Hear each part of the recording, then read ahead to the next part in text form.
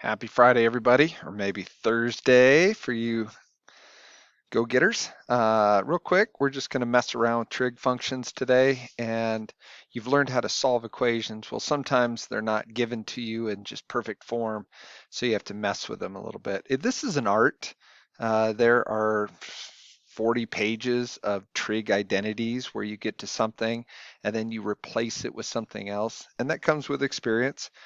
We're just trying to get you to know that that's out there. We're do some basics today. In calculus, you can do integrals and differentiation with some trig expressions a lot easier than others. So it certainly is following the idea of pre-calculus when we study this. So without further ado, the most famous relationship is sine squared theta plus cosine squared theta equals 1. And that is illustrated right here. So what's important about that is not like if you run into this, yeah, replace it with a 1 every time. That's the way to do it. But sometimes using this, you can use a form like uh, you can replace sine squared with 1 minus cosine squared. Why? Well, you don't have the reason for why because you're just new to this. But maybe you want to work with all cosines because the other things in there are all cosines. So it gives you an ability to switch between sine and cosine. And remember, this is sine squared equals 1 minus cosine squared. So cosine squared, the same thing. Hey, so tangent is the same thing as sine of theta over cosine theta. Sure, sometimes that's great to substitute. What we did is we divided both sides by cosine squared, and we ended up with this newbie, and we both divided that by sine squared, and we got that. Those are like in your notes, and they're sitting there, and you have no real reason to use them or see them. Um, just want you to know that they came from somewhere, and when you use them a lot next year, you'll definitely feel better about it. Hey, a quick example of where you might see this. Let's say we have 3 sine theta minus cosine squared theta plus 3, and we set that equals 0. All our tricks of the trade of solving trig equations is kind of out the window until we get it into that situation. So we might have to manipulate. So let's see what we can do. So we might look at this and go, I just don't know if I have anything for sine, but I do know that I can replace cosine squared with something.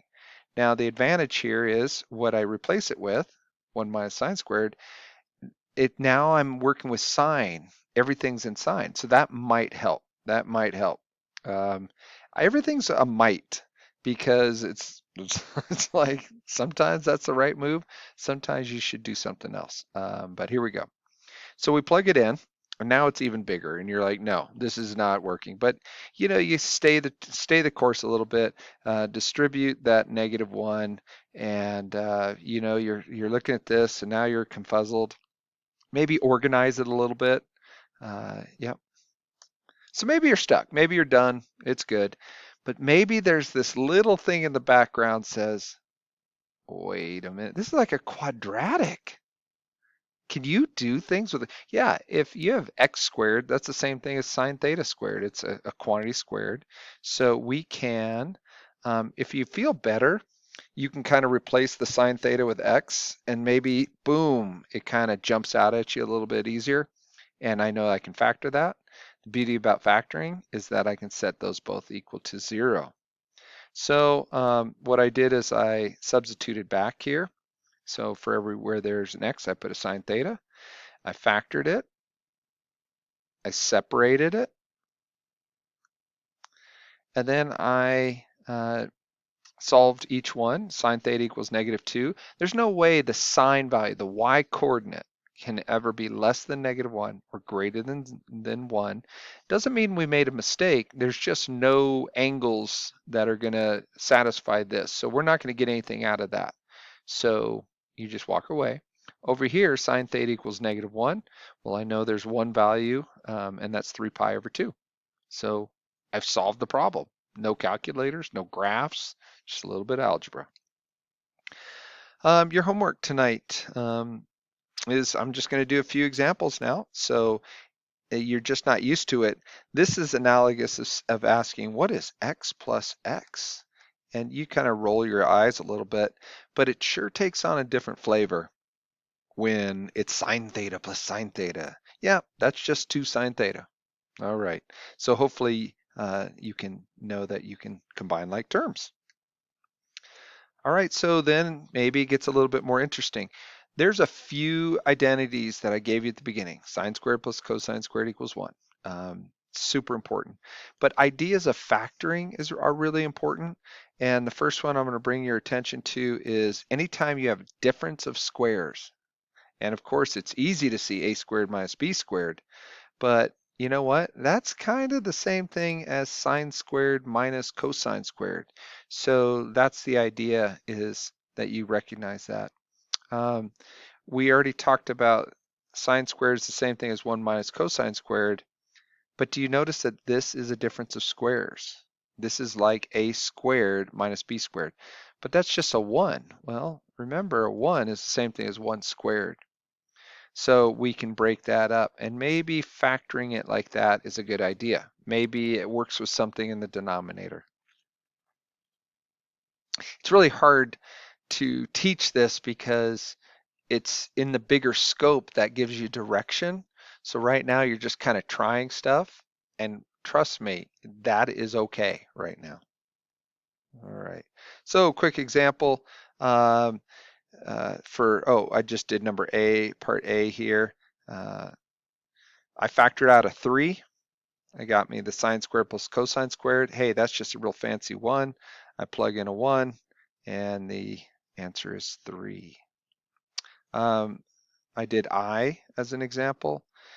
Started here, factored out the 2. Man, cosine squared theta minus 1. That's really similar of what oh yeah, that's right here. But darn, it's not the same thing, but it kind of is. What if I multiply both sides by -1? So cosine squared theta minus 1 is replaceable with negative sine squared. Do you see how it's there for your taking? You just got to sometimes manipulate it a little bit. Um, and the best way to do that is, hey, that looks familiar, and then kind of mess with it from there. So we plug in a negative sine squared, maybe pull out the negative out front. Life's good. Um, simplify. What does simplify mean? It looks pretty darn that looks pretty simplified to me. So this is where you're once again using those very few trig identities and seeing if you can make a substitution. So we can make a substitution. Sine squared over sine is kind of the same thing as saying x squared over x. So one cancels one of those and we're left with sine theta. All right. Expand and simplify. Well, those are almost easier because multiplying out is something that is just a process. So I did D here for you. I wrote it out as 2 binomials, and so I used FOIL, sine sine, sine and cosine, cosine sine, and cosine cosine. Hopefully, if you do that, you end up with sine squared plus 2 of these, sine cosine, and cosine squared. Notice you have a sine squared and a cosine squared. When we put those together, of course, we can rearrange this. We're going to get 1, and then what's left over. This is where I would assume you were to stop.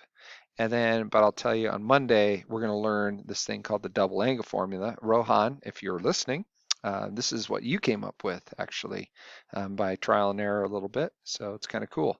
A very famous, very nice, useful thing is called the double angle formulas. There's 3, and those are, you'll use them so much that you'll recognize them. All right, so maybe just a few more examples. Maybe you're starting to see a little bit of consistency. Uh, for part A here, what I did is I factored out a 2 right here. I noticed 1 minus cosine squared right here. So I know I can make a substitution. Sine squared, kind of multiply the 2 out. I'm kind of done. I'm kind of stuck. So that's another thing that is people struggle with this is like, when am I done? Well, I think you're done because I've done this 1,000 times. But Mr. Sayers, I saw it a different way.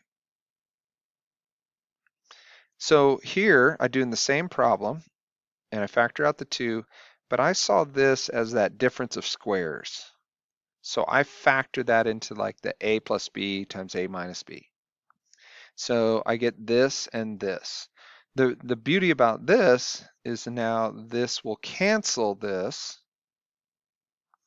and I'm left with 2 times 1 minus cosine, maybe multiply the 2 out. I don't know which one's easier to use. This and this are equivalent. They're identical. So maybe one is more useful than the other. I would say that this is, but how are you supposed to know? You're not. You're supposed to just try this until you recognize that there are different ways to go and they're both correct. All right, part B here. So I recognize the bottom as a difference of squares, a squared minus b squared. So that's going to allow me to factor that. I notice the top is going to cancel this. I'm left with that. Is there anything else I can do? Do you see how you're like, do I leave it? Yeah, just leave it. Look in the back of the book. Nope, never mind. You're not going to have any answers, so good luck. All right. So does it get more interesting? Of course it does. I remember just doing this for months. Math has changed a little bit. They emphasize different things. I just remember doing these over and over again. And some kids, this is why they don't want to go near that end of the building anymore. And some are like, because it's fun. So enjoy it. It's like a puzzle. Show that. That means what you're going to do is work one side and try to make it look like the other. The true aficionados will just only touch one side and then they'll make it look like the right hand side. Some people, like me, I'll do whatever it takes to show that one side equals the other. Add 2 to both sides, whatever. Um, that's kind of pushing it. But there is a rule. Really can't divide both sides by a function because you might be dividing by 0, so everybody gets a little bit nervous. So I wouldn't breach that one. Um, but sometimes, man, just doing a little bit more. All right, I'd like to do a few of these examples. Um, let's try B. Let's try B.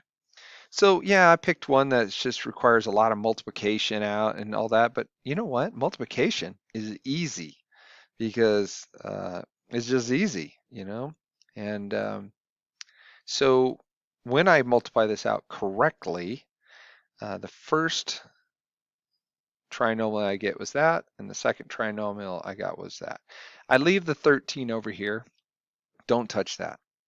Well, that's a lot, but do you notice how I underlined the kind of the things I want it to put together? Check out the 9 cosine squared and the 9 sine squared. If I factor out a 9, I got cosine squared plus sine squared. That's equal to 1. That's where my 9 comes from. Hopefully you can see the red cosine squared and sine squared 4, so that's where I'm going to get this. And then notice the green are opposite signs, so they're going to cancel out. And it turns out that 9 plus 4 is 13. So I have proven, or I've shown, that the left-hand side is equivalent to the right-hand side. One more. We're going to do C here. Am I going to do C? Nah, let's not do C. Let's do H. All right, so H is definitely one that is going to cause you some consternation for sure. Uh, and what you do is you don't get caught up in what it looks like. What you do is say, hey, there's 2 fractions. Last time I heard, you just add fractions by common denominator. So it's not going to look like something you're used to, but try it anyways. All right, a lot going on here. Sorry. All right, so I need to multiply both sides by a real fancy 1 to get the common denominator. When I do that, I get this on the bottom, this on the bottom over here. I have a common denominator. Life's good. So now we add the top. I did this one step at a time to kind of make sure we're all good. I see we have a sine squared and a cosine squared, so I put those 2 together because I know that we're going to do something with that. Everything else is left. This becomes a 1. Blah, blah, blah. This becomes a 1. 1 plus 1 is 2. Factor out the 2. And then this is going to cancel this. I'm left with 2 over sine. Most people would be okay with that.